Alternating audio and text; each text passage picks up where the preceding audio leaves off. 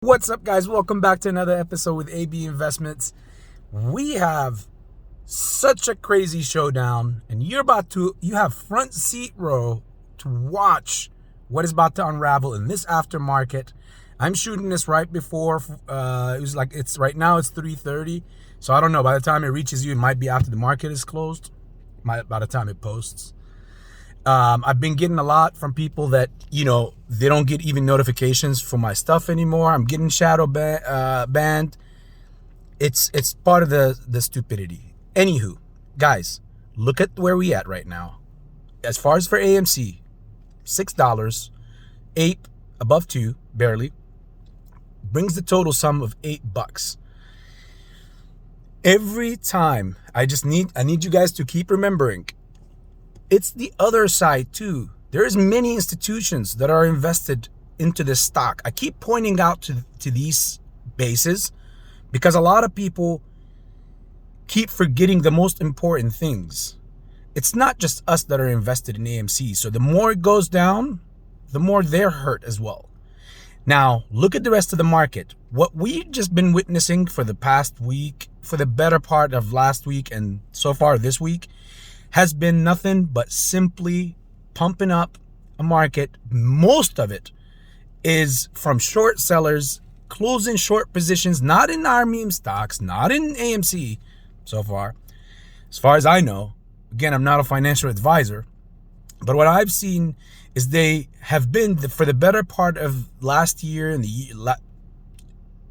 since the end of last year, perhaps after August of 2021, the markets had at that time reached their, what you could say, their high, but maybe because something was being propped.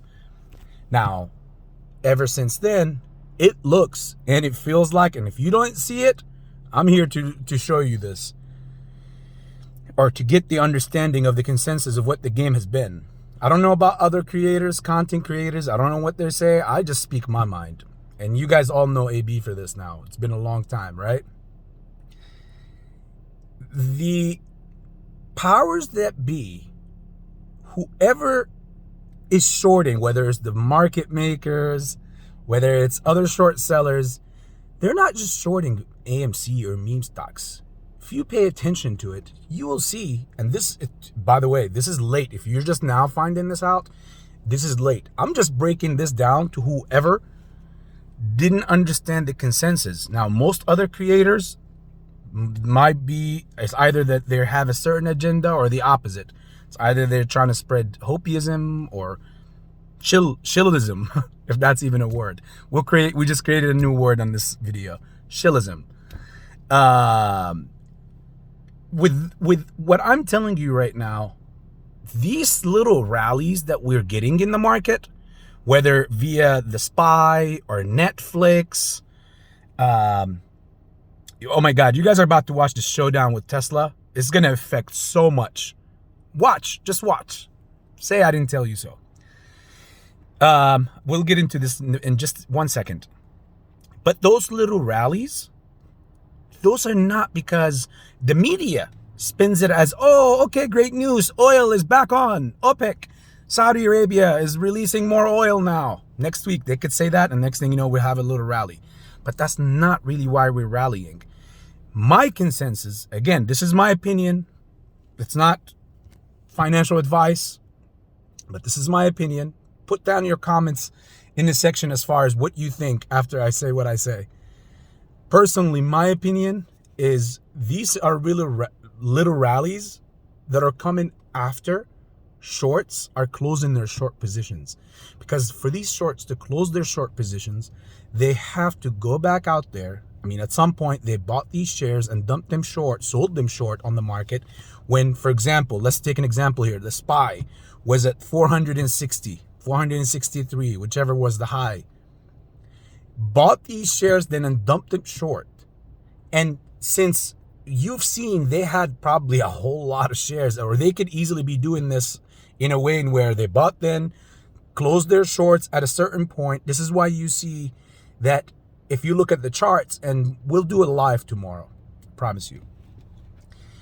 If you see on the charts, and I'll show you tomorrow, every, would say 3-4 months, maybe 6 month cycle, you'll see you'll see that all the charts look on almost all those stocks, even the major ones, even the blue chip stocks, are constantly dropping.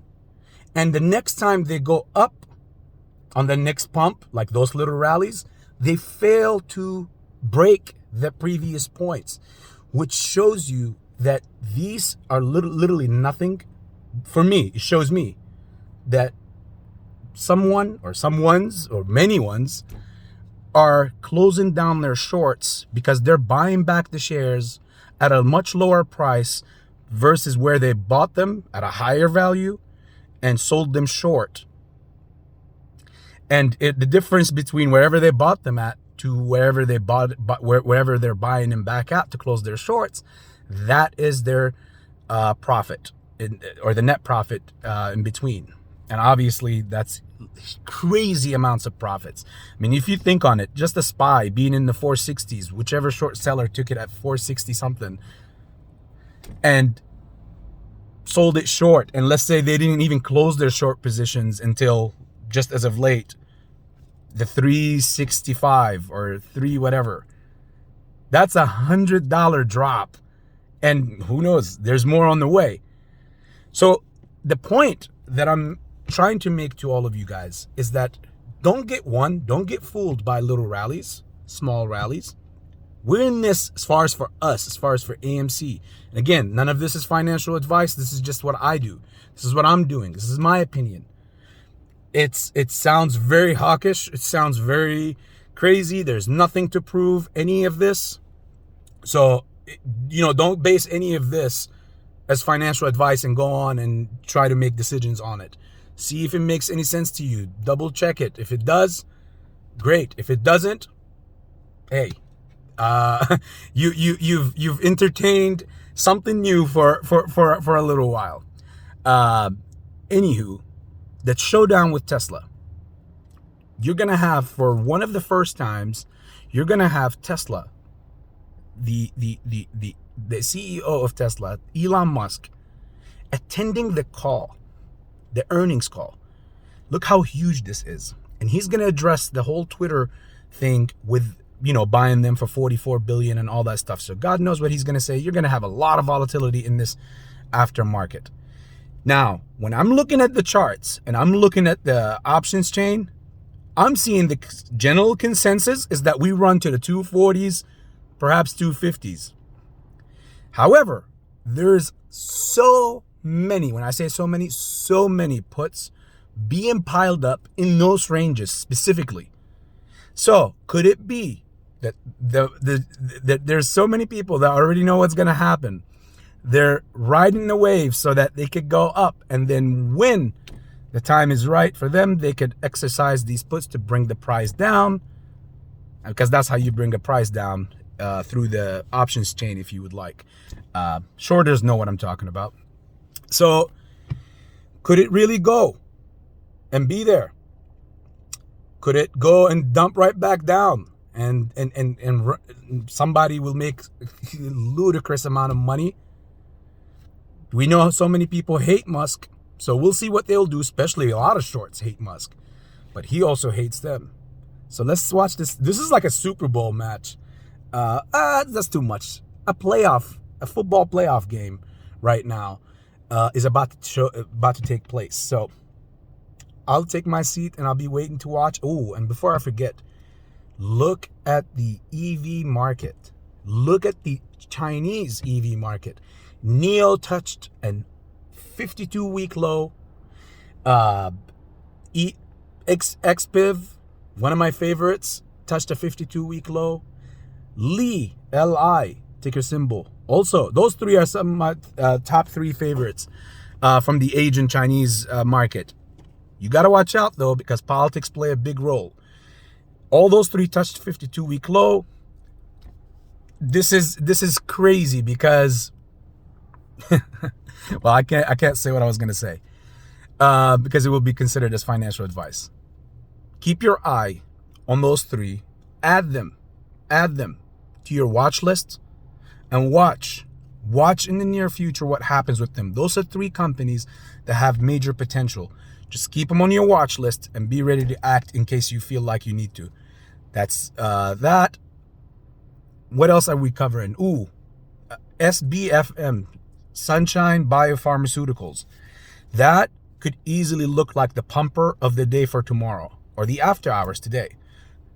Again, look at them, keep them on your watch list, see if it does. If you need to act. If you don't, again, I'm not giving any advice, so therefore I'm just giving you what I see. Now, lastly, I will leave you with one thing, guys, and I will touch down on this in the live tomorrow.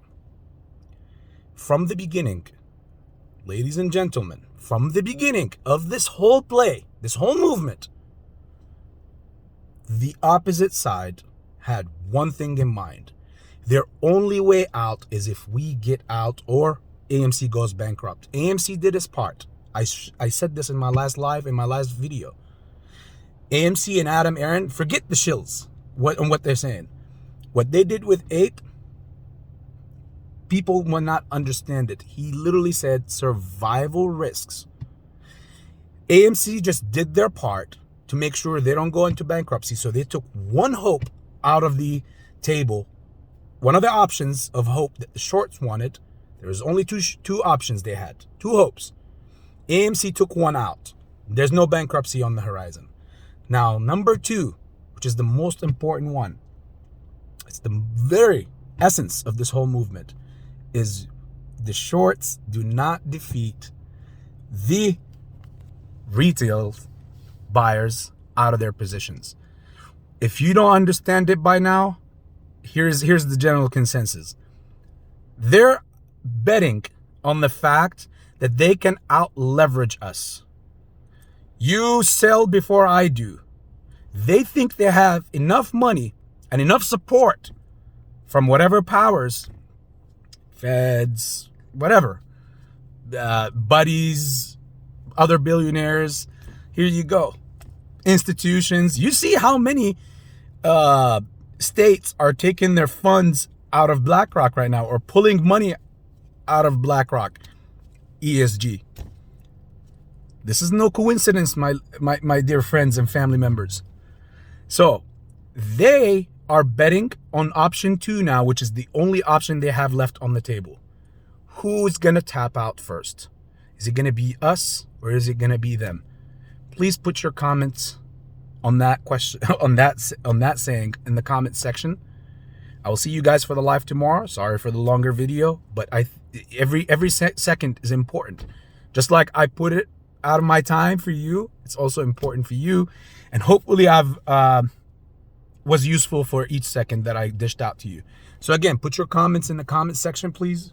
Let me know what you think as far as who's gonna tap out first. I know I'm not over leveraged. They think that these holidays are coming around the corner. People are already over leveraged in their head. They think we're over leveraged from the year before and the year before that. Well, from my side, I'd like to tell them, you're wrong. There is no way I'll be ever over leveraged for this play until this play is over with and get exactly what I want out of it. You guys know my stance. You guys know what's up. We've been together for almost a year. In March, this upcoming March, it will be a year. So I count on not being around for no AMC thing by then. So let's see what happens. Keep your eye on the ticker symbols that I told you, and enjoy the show for the Tesla earnings. Much love, AB Investments.